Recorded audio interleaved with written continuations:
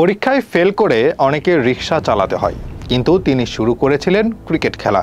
এরপর মাত্র 4 বছরের মাথায় সুযোগ পেয়েছেন জাতীয় দলে। শুনতে অবাক করা এই কাহিনী ক্রিকেটার নাঈম শেখের। শিক্ষা জীবনে ব্যর্থ হওয়া তার জন্য শাপে বর হয়েছে। এইচএসসি পরীক্ষায় ফেল করে হয়ে গেছেন শীর্ষ পর্যায়ের ক্রিকেটার। এখন নাঈম শেখ যদিও জাতীয় দলে নেই, তবে ঘরোয়া ক্রিকেটে গত কয়েক বছরের সেরা পারফর্মার তিনি। ফরিদপুরের ছেলে নাঈম শেখ ছোটবেলা থেকেই ক্রিকেট নিয়ে আগ্রহী ছিলেন, তবে সে সময় পেশাদার কিছু ছিল না। টেপ টেনিস বল দিয়ে এলাকার মাঠে খেলতেন। সেখানেই সুনাম অর্জন করেছিলেন হার্ড হিটার ব্যাটসম্যান হিসেবে। কিন্তু তার পরিবার চাইতো পড়াশোনায় মনোযোগী হতে, সেজন্যই টেপ টেনিসে সীমাবদ্ধ ছিল নাঈম শেখের খেলাধুলা। তার জীবনের মোড় ঘুরে যায় এইচএসসি পরীক্ষায় ফেল করার পর। জীবনের গুরুত্বপূর্ণ এই পরীক্ষায় পাশ করতে পারেননি মোহাম্মদ নাঈম শেখ।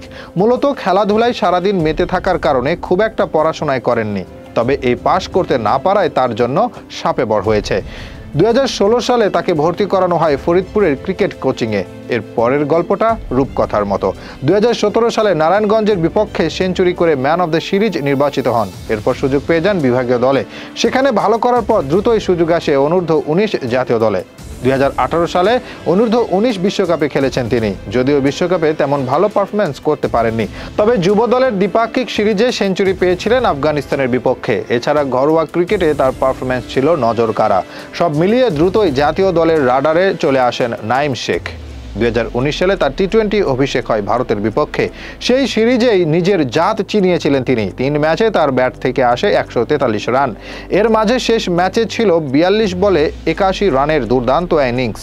এমন পারফরমেন্সের পর টি-20 দলে সুযোগ পেতে থাকেন নাঈম শেখ। প্রথম দিকে রানও পাচ্ছিলেন, তবে স্ট্রাইক রেট ছিল বেশ কম। প্রথম 22টি ম্যাচে মাত্র 106 স্ট্রাইক রেটে ব্যাট করেছিলেন তিনি। অথচ ঘরোয়া ক্রিকেটে নাঈম শেখের পরিচয় হার্ড হিটার ব্যাটসম্যান হিসেবে। জাতীয় দলে গিয়ে সেই খ্যাতির বিচার করতে পারেননি। একসময় রান করাও কমে যায়, ফলে দল থেকেই বাদ পড়েন মোহাম্মদ নাঈম শেখ।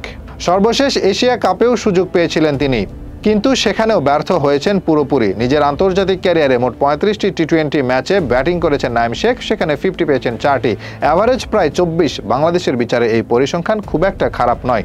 এমনকি লিটন দাসের চেয়ে তার টি-20 অ্যাভারেজ বেশি। কিন্তু 20 ওভারের ক্রিকেটে স্ট্রাইক রেট গুরুত্বপূর্ণ, সেখানে বেশ পিছিয়ে নাঈম শেখ। তার স্ট্রাইক রেট 105 থেকেও কম। টেস্ট কিংবা ওয়ানডে ফরম্যাটে নাঈম শেখ হতে পারতেন কার্যকরী ব্যাটার, কিন্তু 2 ফরম্যাটে সুযোগ পেয়ে পুরোপুরি ব্যর্থ হয়েছেন। বড় দৈর্ঘ্যের ম্যাচে তিনি রানই করতে পারেননি। গত বিপিএলে অবশ্য ভালো খেলেছিলেন নাঈম শেখ। সামনে আবারও বিপিএল শুরু হবে। নাঈমের নিজেকে প্রমাণ করে দেখানোর পালা। এখানে দারুণ কিছু করতে পারলে হয়তো আবারও সুযোগ আসতে পারে।